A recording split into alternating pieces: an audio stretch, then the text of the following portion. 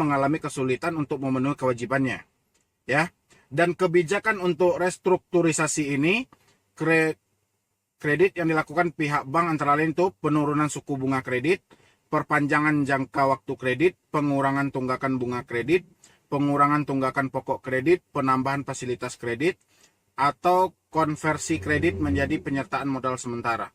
Ya, di sini indah dilihat dari segi berita, indah dilihat dari segi penyampaian, belum tentu indah kita lihat apabila kita lihat dari segi faktanya gitu loh.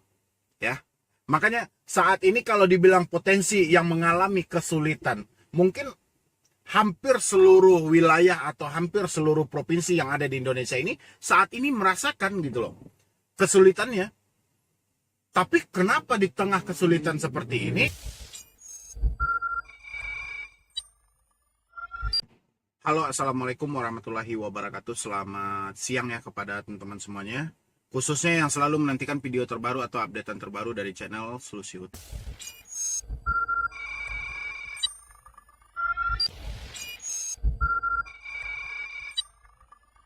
Terima kasih ya untuk teman-teman yang selalu mengikuti dari perkembangan channel ini sampai selalu mengikuti updatean terbaru ataupun video terbaru atau pembahasan terbaru dari channel Solusi Utang.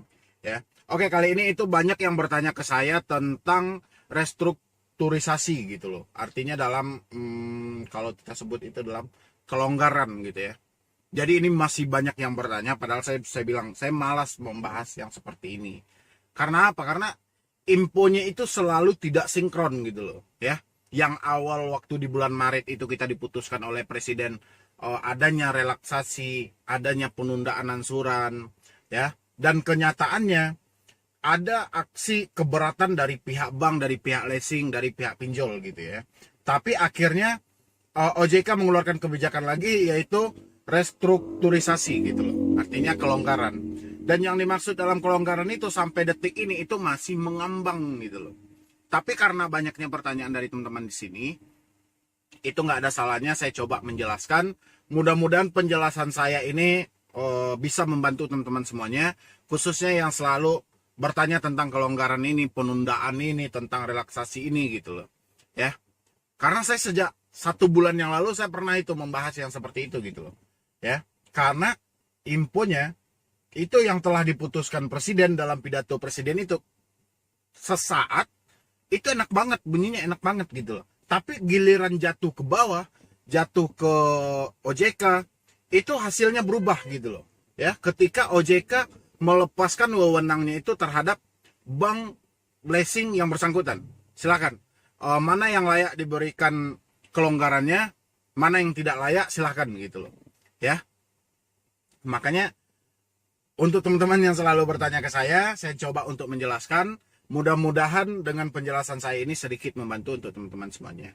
Ya, tapi sebelum saya lanjutkan untuk membahas video ini, silahkan bagi teman-teman yang belum support channel ini, silahkan disupport dulu. Semoga saya makin semangat dan pastinya selalu memberikan solusi terbaik atau kayak mana bisa memotivasi teman-teman semua itu untuk menyelesaikan hutang piutangnya atau memberikan penjelasan yang tidak tahu dari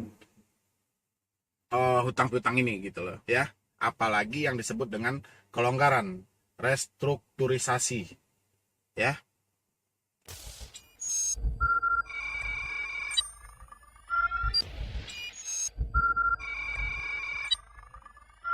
Untuk restrukturisasi ini yang disebut itu adalah upaya perbaikan yang dilakukan dalam kegiatan kreditan terhadap debitur yang berpotensi mengalami kesulitan untuk memenuhi kewajibannya ya.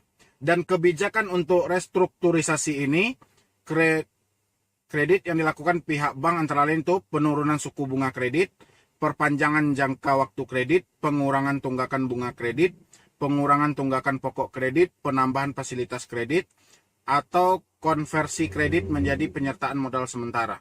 Ya, di sini artinya yang diberikan kelonggaran itu adalah karena adanya potensi suatu yang mengalami kesulitan gitu loh, sehingga pihak bank harus memberikan keringanan, harus memberikan kelonggaran terhadap para debitur ya.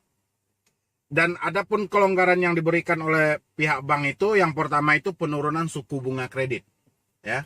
Itu sampai sekarang banyak yang mengajukan dan nyaris mereka tidak mendapatkan pengurangan suku bunga kredit, malah yang mereka dapatkan itu adalah perpanjangan gitu loh. Jadi untuk sementara dia bayar uang adminnya misalnya 500.000 kali 3 bulan atau 500.000 kali 6 bulan. Jadi yang dibilangin dalam di sini restrukturisasi ini yang disebut dengan, kan ini disebutnya mengalami kesulitan dalam segi membayar, dalam segi mencicil. Jadi pihak bank harus adanya istilahnya solusi terbaik mereka lah gitu loh ya. Tapi kenyataannya sampai detik ini itu banyak para debitur itu yang tidak mendapatkan yang seperti ini gitu loh. Jadi kayak mana ya, makanya saya bilangin indah dilihat dari segi berita, indah dilihat dari segi penyampaian, belum tentu indah kita lihat apabila kita lihat dari segi faktanya gitu loh ya. Makanya saat ini kalau dibilang potensi yang mengalami kesulitan, mungkin hampir seluruh wilayah atau hampir seluruh provinsi yang ada di Indonesia ini saat ini merasakan gitu loh kesulitannya.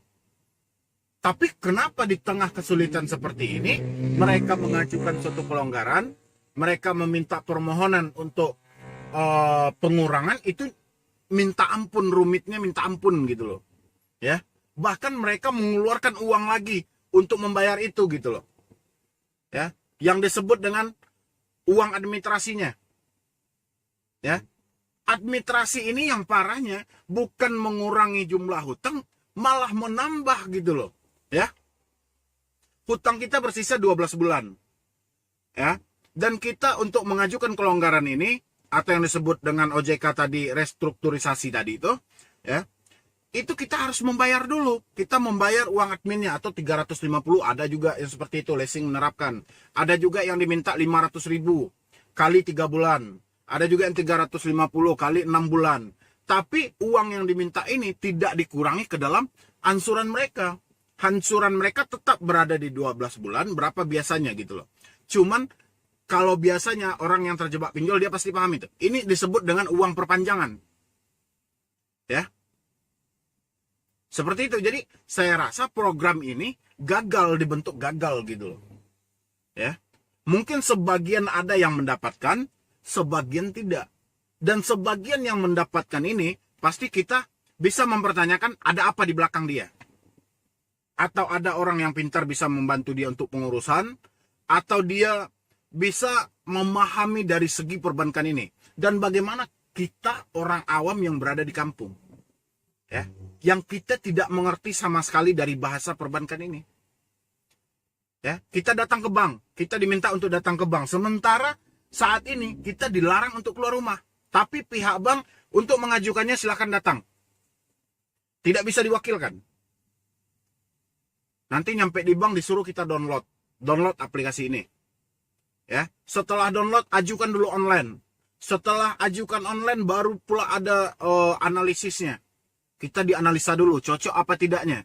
Jadi kalau menurut saya sih rumit. Ya. Jadi makanya saya bilangin restrukturisasi itu yang diberikan itu gagal gitu. Ya. Jadi teman-teman yang saat ini bertanya kenapa pihak leasing tidak mau memberikan kelonggaran, pihak leasing tidak mau memberikan pengurangan ansuran. Iya, karena mereka itu merasa keberatan. Dari awal presiden memutuskan, itu berlomba-lomba pihak bank, pihak leasing ini menyatakan aksi penolakannya. Dan akhirnya mereka mau tak mau gitu loh. Mau tak mau mereka juga harus mengikuti. Ya, makanya seperti itu. Terjadilah ada ketimpang siuran di tengah, di bawah ini gitu loh. Ada ketimpang siuran. Ada yang membayar untuk mengajukan restrukturisasinya. Ada yang diminta uang segini.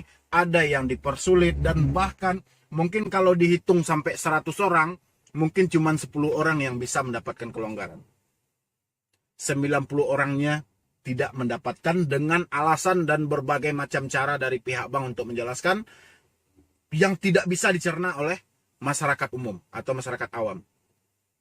Ya, sulitnya bahasa perbankan ini bukannya satu atau dua, tapi ratusan bahasa perbankan ini yang harus Anda pahami. Ya, mereka sengaja itu menerangkan dengan bahasa mereka supaya Anda tidak paham, supaya Anda mengikut apa kata mereka.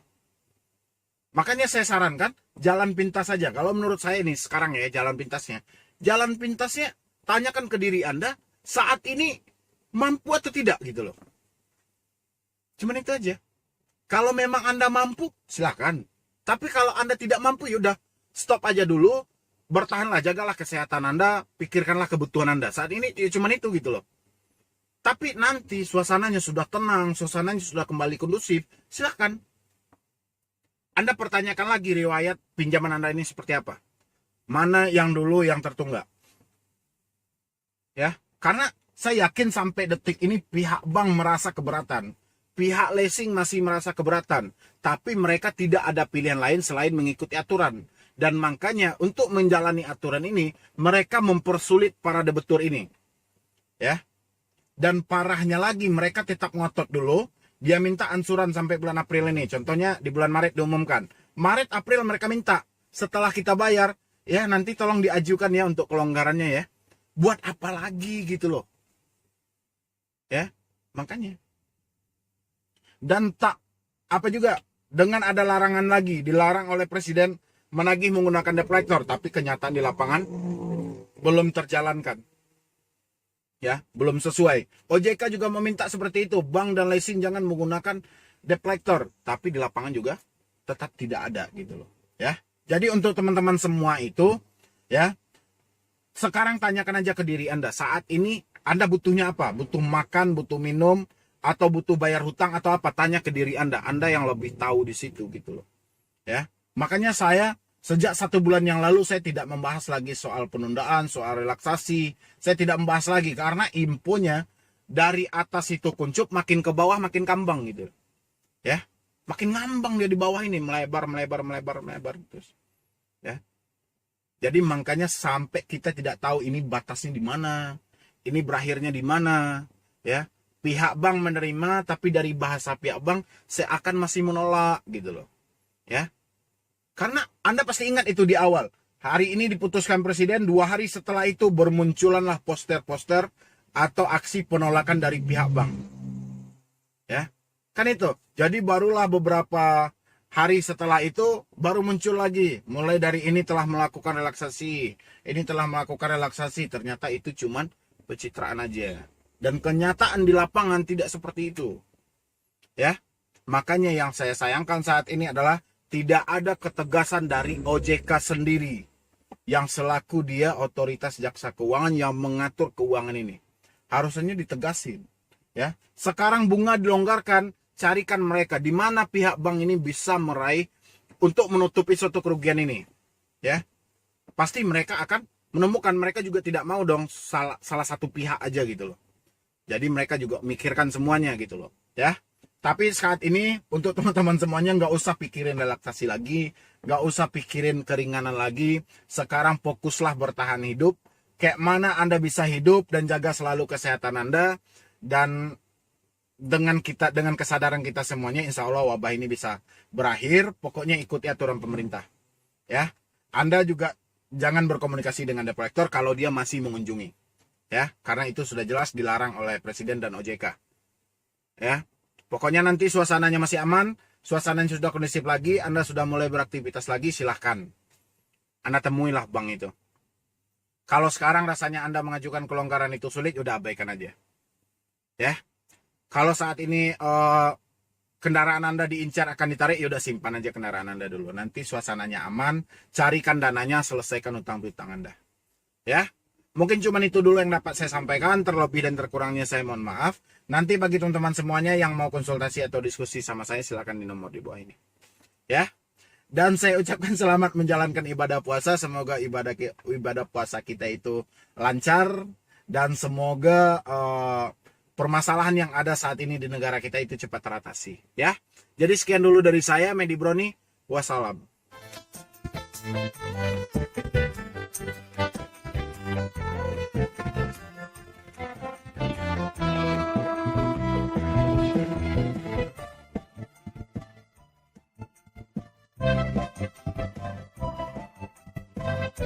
Thank you.